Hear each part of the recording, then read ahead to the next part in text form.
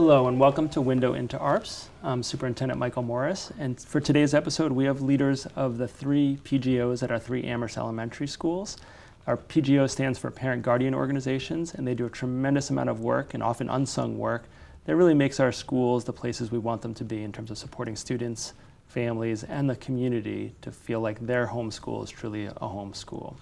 So with me now are Kerry Crosby, who is representing Wildwood's PGO, and Rebecca Kennedy, who's representing Fort Rivers PGO. And in a few minutes, we'll have Paula Lima-Jones come on representing Crocker Farms PGO. So thank you both for being here. Really appreciate your taking the time out. You're volunteering so much for your schools. I really appreciate the additional volunteer time. But I know many in our community don't know as much of what the PGOs do. Everyone appreciates your work, but they don't know the work, and they may not know how they can be involved. So really pleased to have you here. So could you share with me a bit about the roles that you find the parent guardian organizations in your schools play? Yeah, I mean, I basically think we have like 3 missions. I think of it as a 3-part mission. One, to build community through community events. Like we have a big multicultural fair every year, and so that would be, I think, the best example of us building community. And then to provide enrichment and equity opportunities for children. And we do that through mini grants and supporting teachers in different ways through our fundraising. And then the third way, I'd say, is really to make stronger the homeschool connection. I think it's a goal of the school improvement plan and many different parts of what you all are trying to accomplish. We're also trying to bring that side and strengthen that a little bit. So in one way we've done that is to have our presentations at all of our PGO meetings that are related to what's happening in the school, so that it's not just on open house night that you find out about things, that you find out about it all year long. So, right. Can you give an example or two before we turn to Rebecca of some of the staff members, particularly Wildwood staff members who may have participated, or students? I believe you had some students there as well at PGO meetings. Yeah, we've had some great PGO meetings. I think one that stood out for me is when we did student-led learning was the topic. Yeah. And we had first graders who came and did a reader's theater, and then their teacher introduced how they self-evaluate using a rubric, a very, with happy and smiley faces, and they were able to talk. And what was really impressive, I think, is that the kids were able to talk about it and explain what they had done. And then we had 6th graders, and it was neat to see this, first graders, and then later on at the end of their elementary school experience, 6th graders talking about the portfolio experience and how do they collect portfolio samples and lead their own conferences with their parents. And so I think having that, one, to have the principal explain that to everyone, and then have kids really explain their learning to parents at the PGO meeting was really a special opportunity. So that's one of the examples. Thank you for sharing that. Rebecca, in terms of, I know there's going to be a lot of overlap in these questions, and that's quite, or the responses. But in terms of the PGO at Fort River, how do you see your mission and your work in the school? Yeah, I mean, really, I can't really add much to what Kerry said in terms of building community, but I think, kids spend a large portion of their day at the school, and kids and parents spend a lot of their life worrying about their children. So I think we see our goal as bringing that community together, that every parent feels like they can come in the door, and that the PGO is there to support them and be a liaison between that, whatever way we can help facilitate the relationship between the parents and staff. And I mean, it's really our role, building community. Absolutely, thank you, and thanks for both of you, as well as for Crocker Farms PGO for the outstanding job that you all do. And this morning I was at a superintendent meeting of superintendents in Western Massachusetts, and when I talk to other superintendents who all have great districts with wonderful students and teachers, I think one thing that I come back always, I feel like when I leave those meetings, I come back feeling so excited about the parent engagement that we have, and the PGO plays a critical role in multiple ways at increasing that, so thank you so much. And Rebecca, how does a parent guardian at Fort River join the PGO? Well, it's the line that every PGO person says, which is you are automatically a member of the PGO just by being a member of the community. Yeah. But I think the thing that's important to remember is that people live really busy lives, and they feel like, I think, that they have to be like super active and they have to take on a project, and you really don't. You just have to be present. We have a variety of different events we do, and just by going and showing your community support and being there, that's what the PGO is about. It's about bringing the families into the school together with the staff. And sure, if you can help lead an event or be part of something big, that's wonderful, but really just being there is, I think, how you are a member of PGO by being there for the staff. Absolutely. Yeah, and I think one of the things that was developed several years ago at Wildwood, we do something called Our Power, which is an email list. At the beginning of the year, a volunteer form goes home and people can say, yes, I'm happy to volunteer for whatever they decide to volunteer for. And at the same thing, everyone is a member of the PGO. It's just if you want to kind of get more actively involved, this is how you can do that, is to fill out a volunteer form. And we have sort of a volunteer database where it says, okay, people who like to run events, or people who like to just set up events or clean up events, or, I mean, from the big or small. And then we have this Our Power email request that goes out. So when we have something, it can be like just like a little task that takes an hour, or it can be coordinating a whole project. We'll send that out on this email blast, and it goes to all the volunteers who have signed up for Our Power, and they're able to spend an hour or spend, several hours depending on the task. And I think that helps with, like you said, everyone's leading really busy lives, and it's nice to know that you don't have to do something huge to, or sign your life away to be an active member. So yeah, thank you. And staying with that theme, just something I was thinking as you were both speaking is, what motivated you to become as involved in the PGO? And both of you clearly are spending a tremendous amount of time, effort, energy, not just on the events you're doing, but also coordinating other families who want to become involved. What do you, get out of it in terms of satisfaction, or what motivates you to put in all those extra volunteer hours that we are greatly appreciative that you do? That might, maybe that'd be interesting for the community to hear, and maybe motivate more folks to get involved. I think I have 3 children, and they've all been through, all have gone through Fort River, and I think part of it was a little bit of my own service. Like I felt like I should do it. I had the time. I was fortunate to have time, and I felt like I owed it to the community. And also it was a great way to get into the school, to understand how it worked, to understand how I could be a part of it. Through being in the PGO, I know what's going on in the school often, and it's nice to have that access. And I think the more that you're able to come to events and do things like that. I also think being able to provide enrichment and equity opportunities is really important to me personally. The fact that we can send all kids on field trips because we help supplement those field trips, or the fact that we can bring a visiting artist and make it a special experience for our kids. I mean, that's gratifying just in the fact that we can do that.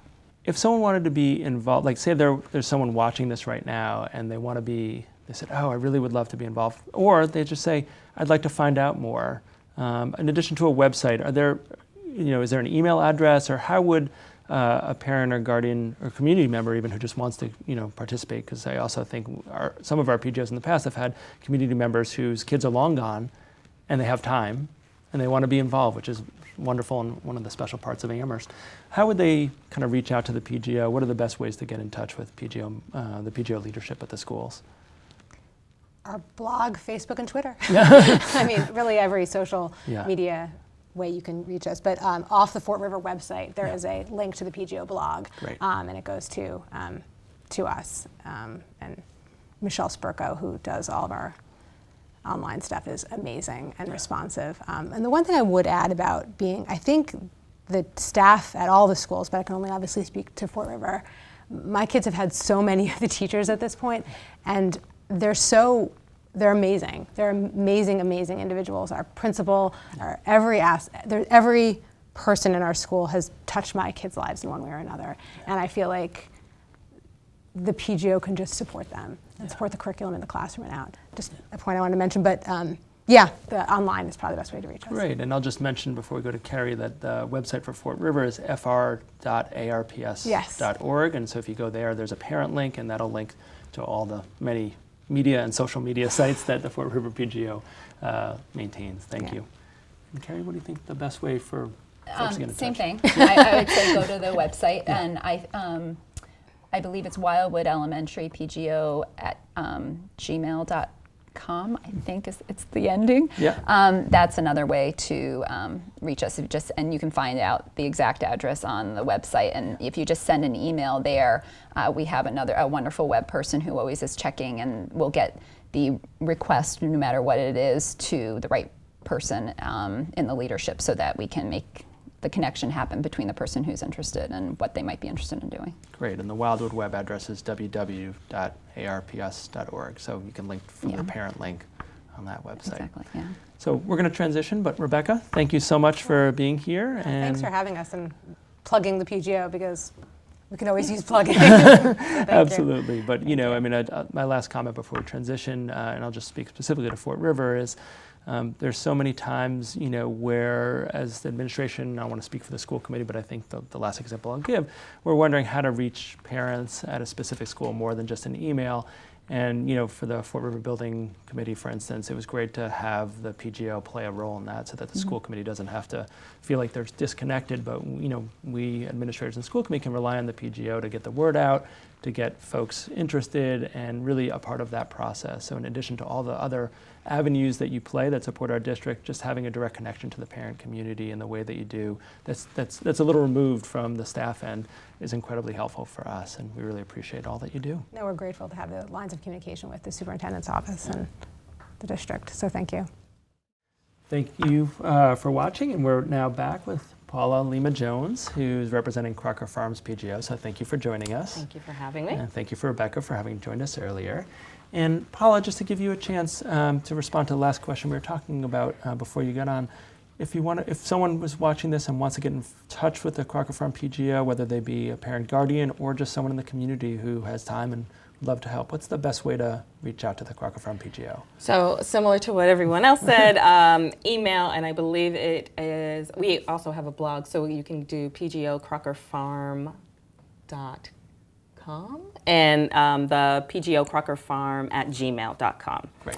So those are the two ways. I'd also say, especially if you have children in the school, oftentimes you will find one of us floating around, particularly leadership. So Hallie Hughes and Jessica Sidman are our co-leads this year, and so always tapping them. I think they even have, when you sign in, they have their own little kind of identification. So that's how often they're in the school. So those would be the best ways. And so we touched on this a little bit earlier, and I'll start with you, Paula. Just some projects that your PGO has been involved with, whether you personally or the PGO more generally, that you felt really proud of in terms of bringing the community together, or what you were able to provide for the students of Crocker Farm. Right.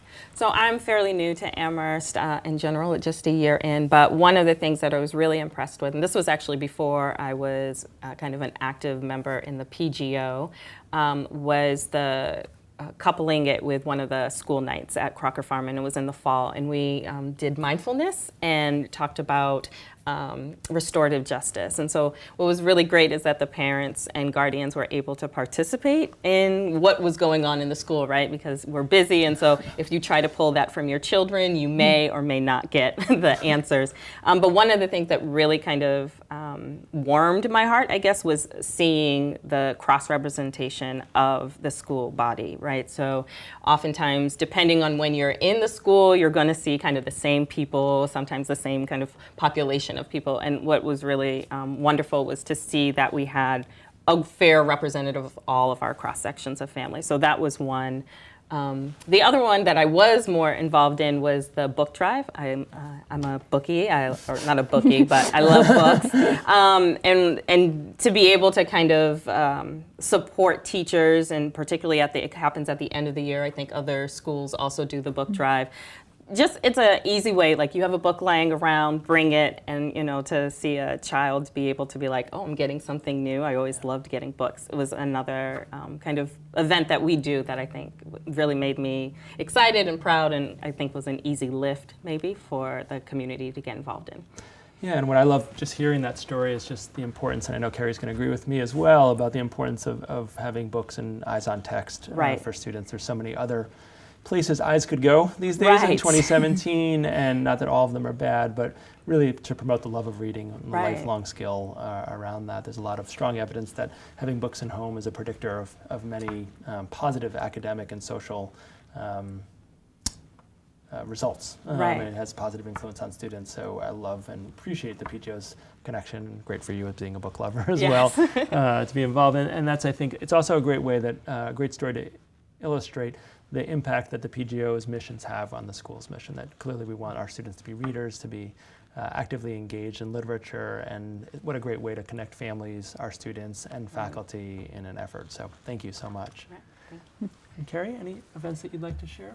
I think one of the things we all love, and really, no matter what, we put a huge amount of energy into our multicultural fair, because it's just this wonderful event that, same thing, it brings the entire school community together. People come to share their cultural, their food, their fashion, music, games from all different, they're all different places. And we have such a rich, diverse community that it's so wonderful to have an opportunity to display that richness. And I think it's just something that people always get excited about. And I think all the kids know it's coming, all the parents know it's coming, and it's one of those events that really just feels good, I think, for everybody. And I think it gives everyone a way to be involved, which is really nice.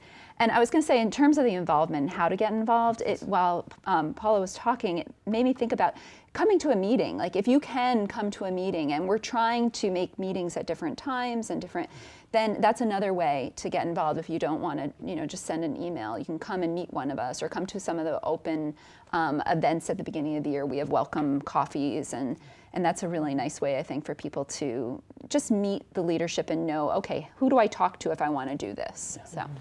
Absolutely. I mean, you mentioned the welcome coffee at the beginning of the year, and when I was principal at Crocker Farm, I always felt like it was so critical, particularly for the younger parents, parents of younger children, that they had a place to go when they dropped off their kids on the first day of school. When you're sad. Yeah, there's a lot of tissues around, and what a bizarre feeling that would be if that was your first, and you just left and you didn't have a network of other people who were feeling similarly. And I noticed, I think I saw you out on the first day when it was a nice day outside, and just what a critical role that plays at a particularly vulnerable point for many parents, having gone through it myself. Dropping my daughter off for kindergarten and feeling like this is really happening. She was born, it felt like she was born yesterday, and for my son a couple years from now it's going to be a double whammy in some ways.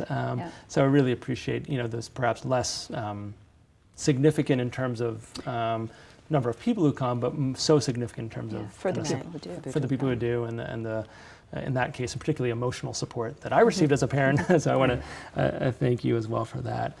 I know in the last couple of years there's been an effort for PGOs across the district to work to collaborate while the PGOs are connected to their school community, to share best practices and work together. I didn't know if there were any examples or any thoughts that you had about how that's went, or types of things that you've connected across schools around. So I think that, to be honest, there's a desire, and I think it's an indication that there's so much going on in our individual schools, and so how do we consciously carve out the time so that we are connecting? I think if I could be, candid, having come in during a really tense time for our schools, I think going forward, it's even more important that we do see the connection, and that we're not isolated silos, and we're not javelin partners in that. And so, So one of the things that I think, a tangible project that we've worked on together across schools is the coat drive that happens every year in the late fall, early winter. And it's something that all three schools, PGOs, get their heads around together and decide how we're going to do that so that we can make everyone warm and dry for the winter. So that's a good example. And I think just sharing best practice is another one. I recently talked to a Fort River, or I guess last year talked to a Fort River person in leadership, and they decided to do a multicultural fair, so we were sharing best practices. I put her in touch with our multicultural fair coordinator, and they spoke, and Fort River had their own multicultural fair. So I think little things like that are a good example of how we're trying to share across schools and learn from each other. Thank you. I think one thing from my vantage point is that, as you know, 4 times a year the PGOs all come together, actually including the secondary schools in Pelham when they can come as well, and meet with myself, Dr. Guevara, who's very connected to work around family and community, and then Sean Mangano often, who's the budget director. And one thing that came out last year was just about childcare coverage at open house or curriculum nights, and we were able to add budget, we changed our budget lines as a response to that feedback. So I really benefit, and I think we collectively at the district side really benefit from hearing your experiences from the PGO, and whenever possible. We know budgets are limited. We really want to take action to what you're seeing our needs in our community. So thank you for that. Is there anything else either of you would like to share about your work in the PGO? Or One of the things that interested me was that we see, I had worked, the little backstory, in my previous life I worked at an organization, and I did actually interface with a lot of school organizations, particularly around the PGO, and how the question that kept coming up was, it seemed like a hindrance to join, right? Because certain people join the PGO and certain people do the PGO, and really wanting to break that kind of stereotype of who can be a part of the PGO, right? Yeah. So we all have the blanket, everyone can participate, but really that it is a great vehicle for you to get involved. So particularly this year, I'm the class parent coordinator, and really made a fervent call for our racial and ethnic linguistic diversity to really come into the fold. And so really, I guess if I could push anything, is for people not to say, well, that's not me. That's not, I don't get involved. Other people take those roles on, and really the PGO is a voice and a mouthpiece. You know, I've heard, you call me like, well, maybe we can throw it to the PGO. So I think that there's a need for a diverse array of voices, and that it's being heard, right? Like, so you're taking into consideration what the PGO is kind of bringing forward. So that would be the only thing that I'd like to share in terms of the PGO work. thank you, Paula. No, I think that's super important. I'm so glad you made that point. And I want to say you're welcome to join. I mean, you're in it anyway, right. But you're welcome to do whatever you would like to do. We want volunteers. It's not a secret club. Right. And I do think that there is a perception of that right. sometimes. And if we've done our job, we're trying to break that down so that people don't feel like it's something that you have to join. Right. That really you are just being a parent, you are in the PGO, and that there are ways that you can help in little ways and big ways, and that we really, really like the help and would welcome the help and welcome ideas, because Right. when you only have a small group of people thinking about how they can help the school, then you only get a small amount of ideas. So Right. the more voices that or just things that we've never imagined doing, we would love for people to come and say, oh, have you thought about this? And then, we can try as a group to make it happen. And I think that that's one of the things that I'm trying to do. And I know the rest of the people on our core leadership is trying just to make it feel welcome, because we really want as many volunteers as possible. Well, thank you both. I want to thank Paula, Kerry, and Rebecca for joining us today, and I want to thank you from both the students in our district, the educators in our district, and the other parents, guardians in our district. We really thank you for all that you do. If there wasn't a PGO, our schools would be very different places than they are now, and not for the better. I mean, really, from the beginning of the year to the very end, when you're throwing those end of the year events, and how many more class parties and class events can we do fit in June?